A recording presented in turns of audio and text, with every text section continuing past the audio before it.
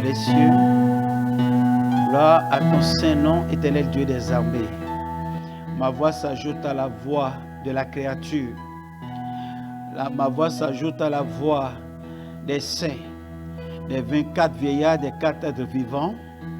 Ma voix s'ajoute à la voix de tous les rachetés de par le monde.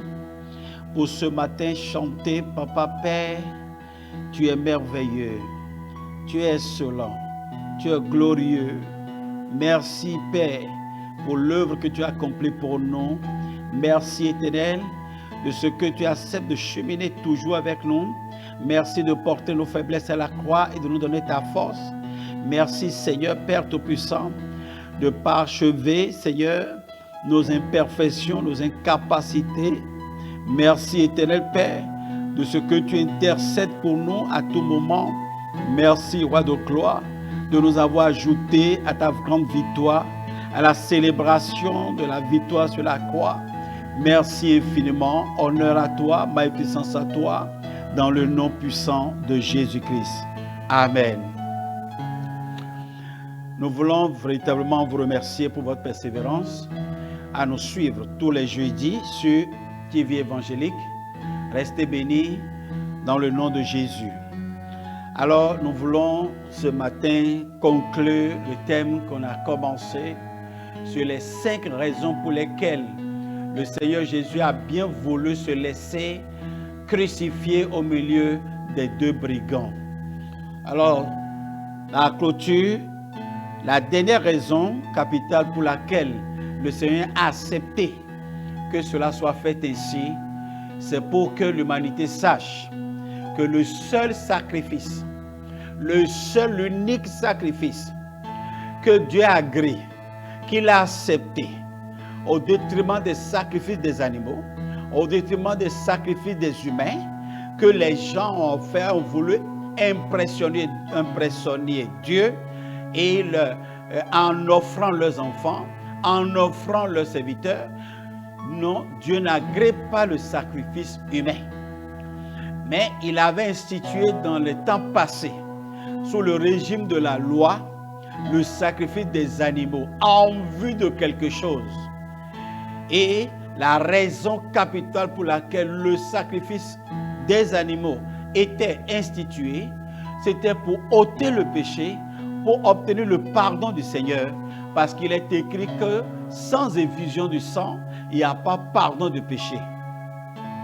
Et Jésus s'est laissé crucifier en 2 brigands pour que les yeux des 2 catégories d'hommes sur la terre, ceux qui vont l'accepter et ceux qui vont le rejeter, puissent voir et attester, témoigner de ce qu'il est le seul sacrifice, le seul recommandé, le seul accepté, le seul agréé par le ciel et par lequel nous pouvons être sauvés. Parce que les 2 brigands ont entendu, du voix résonner du ciel et qui a dit, celui-ci c'est mon fils, mon bien-aimé, celui en qui j'ai mis mon affection. Comme la voix qui a résonné sur la montagne de la transfiguration, comme la voix qui a résonné le jour de son baptême, cette voix a encore résonné pour témoigner de sa particularité. Il s'est laissé crucifier entre 2 brigands pour montrer à toute l'humanité qu'il n'est pas allé à la croix pour les animaux, il n'est pas allé à la croix pour la créature, mais il est allé à la croix pour les hommes. Il est allé à la croix pour toutes les catégories d'hommes. Il est allé à la croix pour ceux qui, aujourd'hui, disent qu'ils ne le reconnaissent pas comme étant le Seigneur le Sauveur. Il est à la croix pour ceux qui l'acceptent. Il est allé à la croix pour ceux qui ne l'acceptent pas. Pour que demain, personne ne dise « je ne savais pas ». Il est allé à la croix au milieu de toutes les catégories réunies d'hommes sur la terre. Et la Bible, dans le livre de Romains chapitre 9, à partir du verset 25, dit ceci. Je lis la parole vivante. Alors que le grand prêtre juif pénètre chaque année dans le sanctuaire avec du sang d'animal, le Christ ne s'est pas offert plusieurs fois en sacrifice, Parce que le sacrifice des animaux se renouvelait chaque année. Mais Jésus ne s'est pas offert pour que l'année prochaine, il s'offre encore en sacrifice. L'année prochaine, il s'offre encore en sacrifice. Non. Il est venu accomplir une fois pour toutes le sacrifice des animaux pour l'obtention de pardon de péché. Il est venu l'accomplir. Et la Bible dit, autrement, il aurait dû souffrir et mourir à plusieurs reprises depuis le commencement du monde. Non. Il lui a suffi de paraître une seule fois au point culminant de l'histoire. Au point culminant de l'histoire. À un moment stratégique de l'histoire, il est apparu. Il est apparu et a remis le calendrier à zéro. Et l'histoire profane même mentionne dans les livres qui fait que le livre de recueil des événements passés dit 300 ans avant Jésus ou bien 200 ans après Jésus. Il devient le centre de la datation. Jésus a ramené le compteur de la datation à zéro. Il est arrivé à un point culminant de l'histoire, à un moment stratégique de l'histoire, pour remettre de l'ordre dans toutes choses, au travers de son sacrifice sur la croix, il s'est offert une fois pour toutes, pas de manière renouvelée. Une fois pour toutes, il s'est offert à la croix pour que par son sang qui a coulé, on puisse obtenir le pardon depuis le commencement jusqu'à aujourd'hui. Frères et sœurs dans le Seigneur, je continue l'histoire. Lorsque les temps précédents furent achevés, pour ôter, il est apparu une seule fois au point culminant de l'histoire, lorsque les temps précédents furent achevés, pour ôter le péché par son sacrifice. Il est dans la destinée de tout homme de mourir une seule fois, après quoi il sera jugé par Dieu. De même, le Christ s'est offert une seule fois en sacrifice pour effacer les péchés de beaucoup d'hommes. Il reviendra, mais sa seconde venue n'aura plus rien à faire avec le péché. Il apparaîtra comme le Sauveur glorieux à tous ceux qui l'attendent continuellement pour leur apporter le salut complet et définitif. Gloire soit rendue à Jésus-Christ, le roi de gloire. Je voudrais juste, dire un petit mot par rapport à ce passage. Je pense que c'est plus clair et limpide pour beaucoup de personnes, malgré que les incrédules endurcis continuent toujours de raisonner autour. La loi sur le sacrifice des animaux pour obtenir le pardon de péché a été établie jusqu'à l'apparition de Jésus. Et il s'est offert une fois pour toutes parce que il est dit que dans la destinée humaine, il est réservé à l'homme de mourir une seule fois. Jésus s'est offert une seule fois, il est mort une seule fois pour que nous ayons le pardon de péché. Pour que nous ayons le pardon de péché. Il ne reviendra plus pour mourir encore à la croix pour le pardon de péché. C'est aujourd'hui qu'il faut considérer sa mort. C'est aujourd'hui qu'il faut prendre sa mort pour ta mort, afin d'obtenir le pardon de ton péché. Jésus reviendra certes sur cette terre, mais il ne reviendra plus pour mourir à la croix. Il ne reviendra pas pour le sacrifice. Il est mort au milieu de deux catégories d'hommes, le brigand de la droite et de la gauche, pour que l'humanité sache.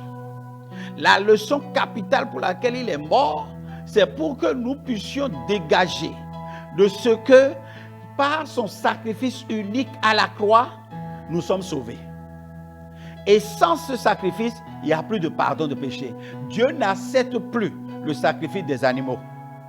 Quel que soit l'animal, quelle que soit la pureté de cet animal, quelle que soit sa grandeur, quelle que soit sa valeur, Dieu ne l'accepte plus.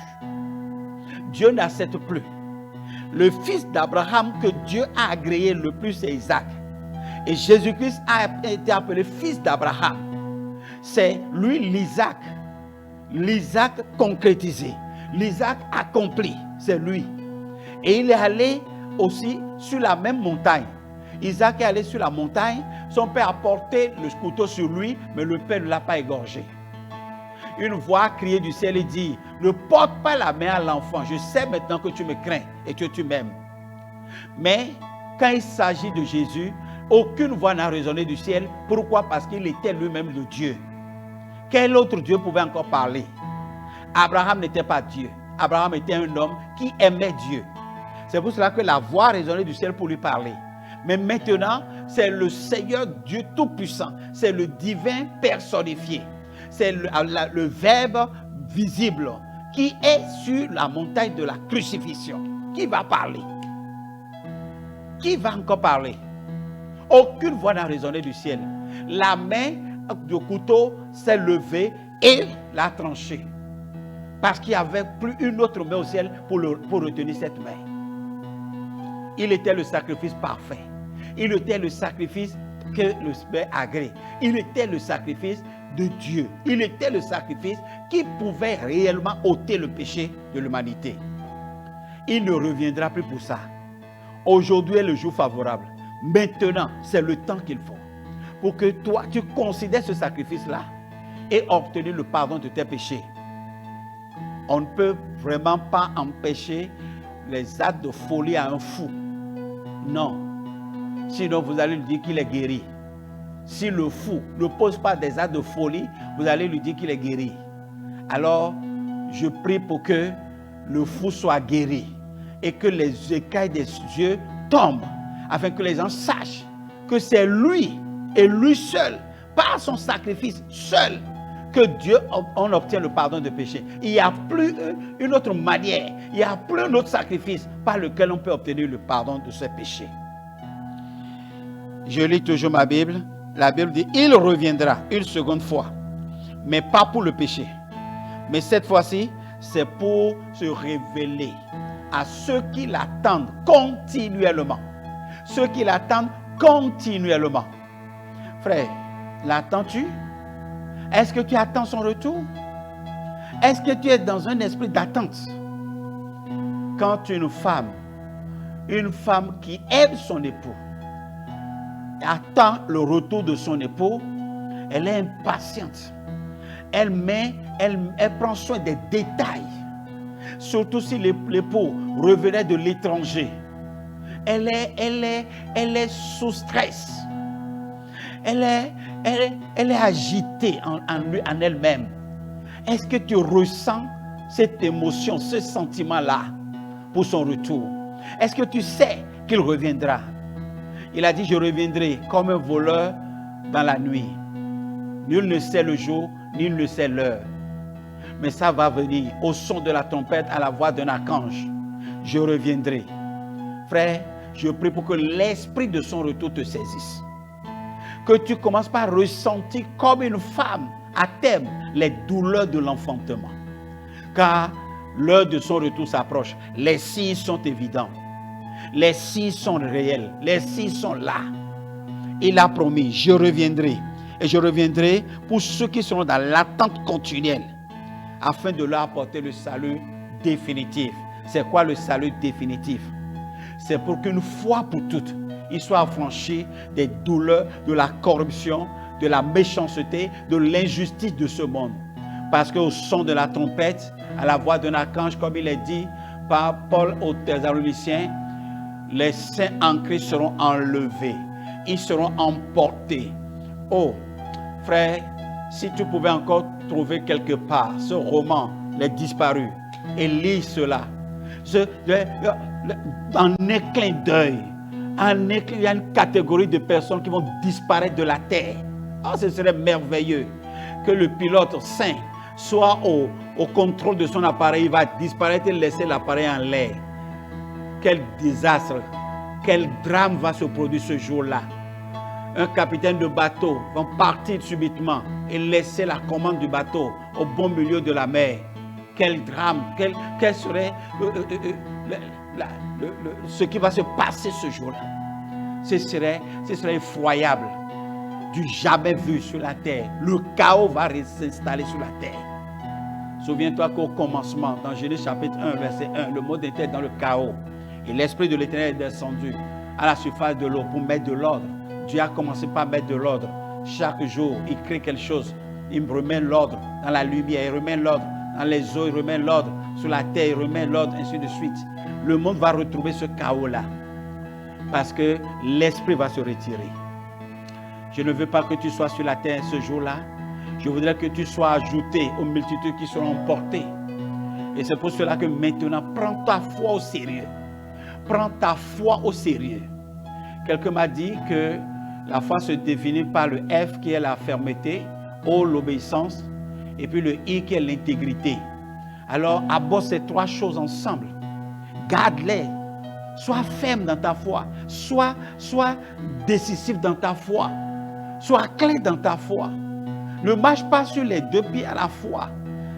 Élie avait dit aux gens de son temps, il dit, jusqu'à quand clocherez-vous des deux côtés? Soyez clair, soyez évident. Si vous êtes pour Dieu, sois pour Dieu entièrement. Que les gens sachent que tu es pour Dieu. Non, qu'on ne regarde pas dedans pour toi quand tu vas quitter cette terre. Que les gens sachent que tu es pour Dieu. Oui, sois ferme dans ta foi. Sois obéissant dans ta foi. Sois intègre dans ta foi, mon frère, ma soeur. Je bénis le Seigneur pour ta vie. Je loue l'Éternel Dieu des armées. Et je le prie pour qu'il te soutienne, pour qu'il te garde, afin que nous puissions aller jusqu'au bout. Que les forts dans la foi soutiennent les faibles. Et que chacun de nous se porte. Nous puissions nous supporter les uns les autres jusqu'à l'avènement de son retour. Que cette grâce soit répandue sur chacun de nous. Et je prie pour que ce nouveau mois qui commence soit un mois de bénédiction pour toi, au nom de Jésus-Christ. Amen.